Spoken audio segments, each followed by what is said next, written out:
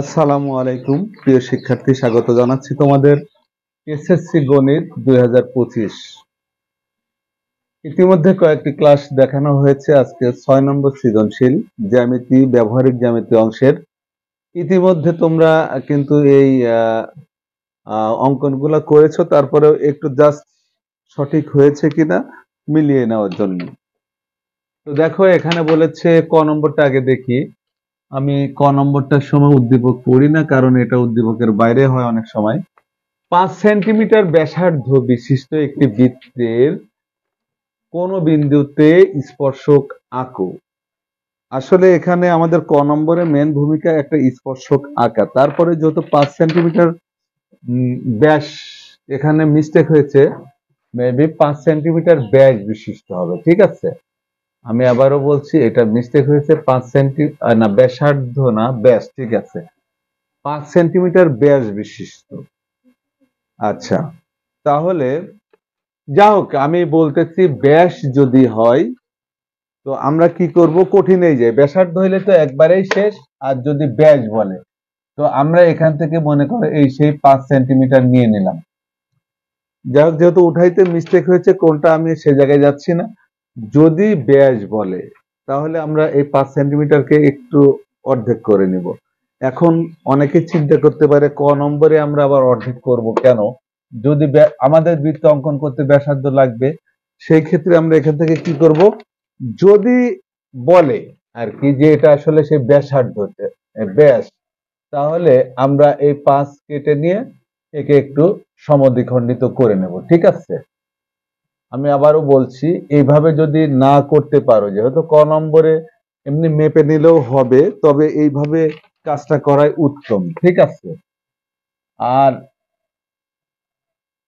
তো এইটুকু দিয়ে আমরা সে বৃত্ত আঁকাবো। আমি আবারও বলছি, যদি 5 সেন্টিমিটার ব্যাসার্ধ হয় তাহলে বৃত্তটা আমরা এত বড়ই ঠিক আঁকাবো।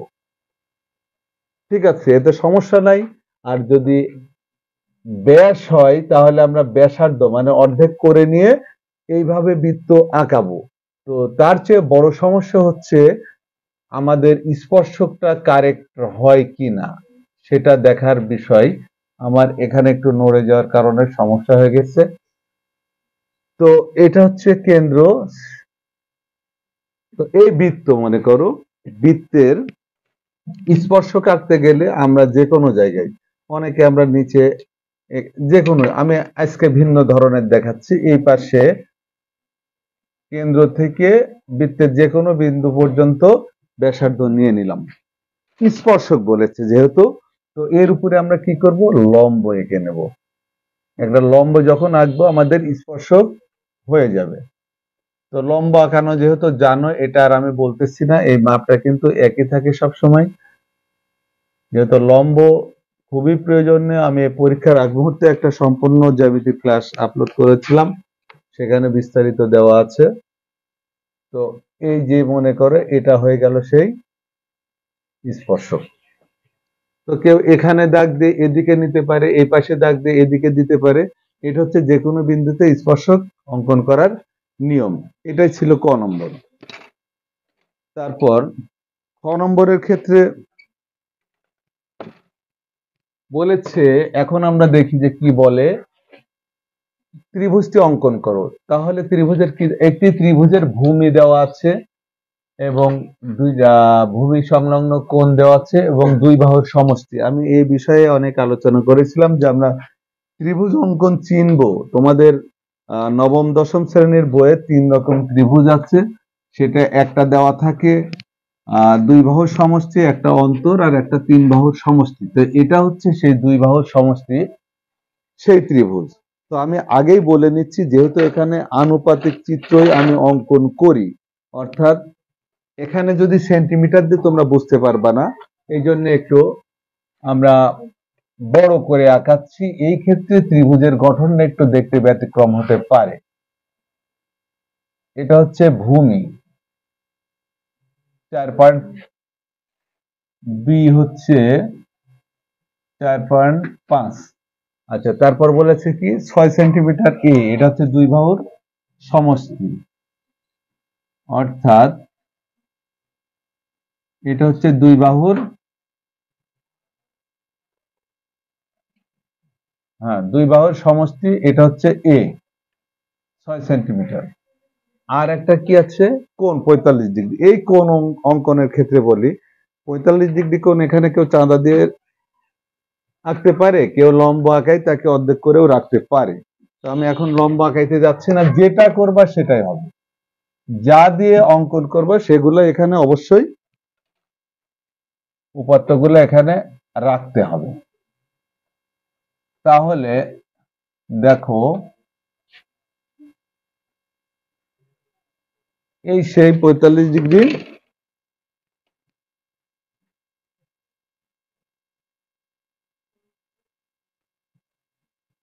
কোণ। তো কোণটার নাম কি, এক্স। কোণ এক্স হচ্ছে 45 ডিগ্রি।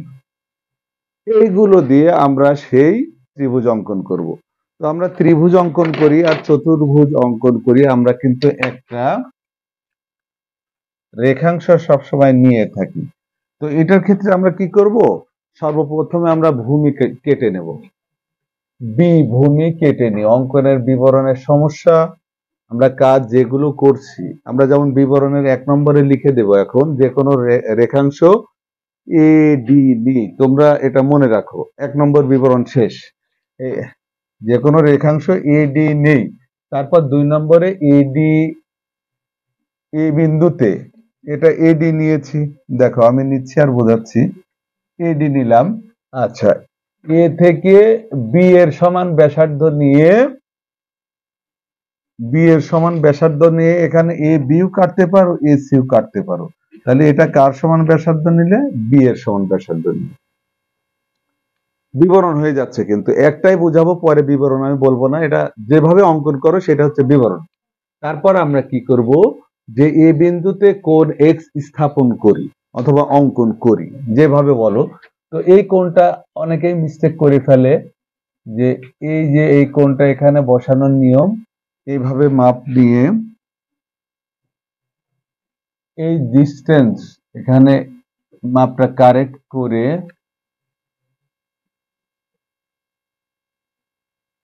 তারপরে আমরা যখন যোগ করব,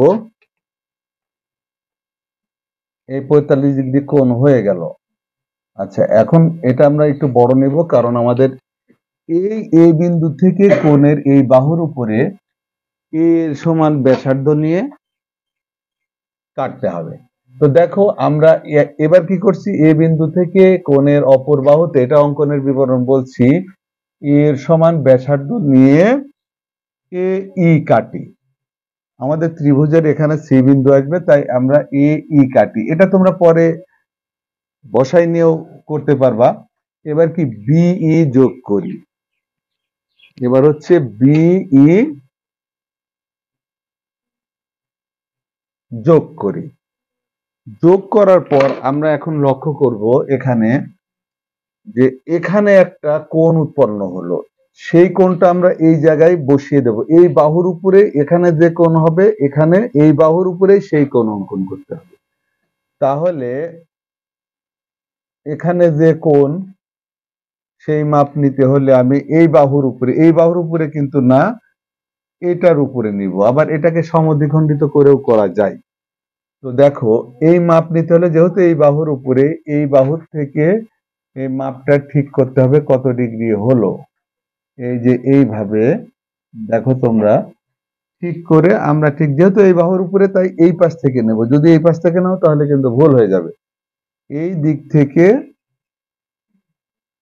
এইভাবে নিতে হবে। নেওয়ার পর আমরা কি করব, এই কোণটা এখানে অঙ্কন করে দিচ্ছি। অঙ্কনের ফলে দেখো যে আমরা কি বললাম, যে ই বিন্দুতে যে কোণ, অঙ্কনের বিবরণ, সেই কোণটা আমরা বি বিন্দুতে বি রেখার উপরে অঙ্কন করি। তার মানে এটা যদি আমি ওয়াই কোণ ধরি, এটাও সেই ওয়াই কোণ হয়েছে। এখন কোণের অপর বাহু সি বিন্দুতে ছেদ করেছে, তাহলে এবিসি উক্ত ত্রিভুজ। শেষ। এই খ নম্বর ছিল।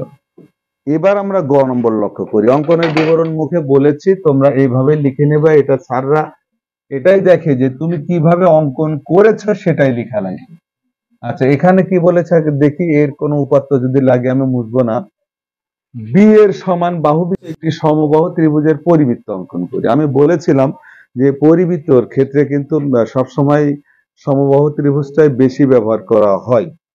তো আবার বি লাগবে, বিটা এখানে রেখে দিচ্ছি। বি এর সমান ব্যাসার্ধ নিয়ে পরিবৃত্ত, খুবই সহজ বিষয়। তো এখানে অঙ্কনের বিবরণ আমরা যা দিয়ে অঙ্কন করব আমরা সেটা রাখবো। এটা হচ্ছে গ নম্বর, আগেরটা ছিল খ। তো আমরা এই বি দিয়ে সমবাহু ত্রিভুজ অঙ্কন করব এখন।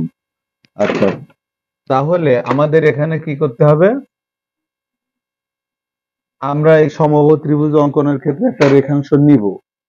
নেওয়ার পরে দেখো এই রেখাংশের নাম দিয়ে দিলাম এডি, যেহেতু ত্রিভুজ।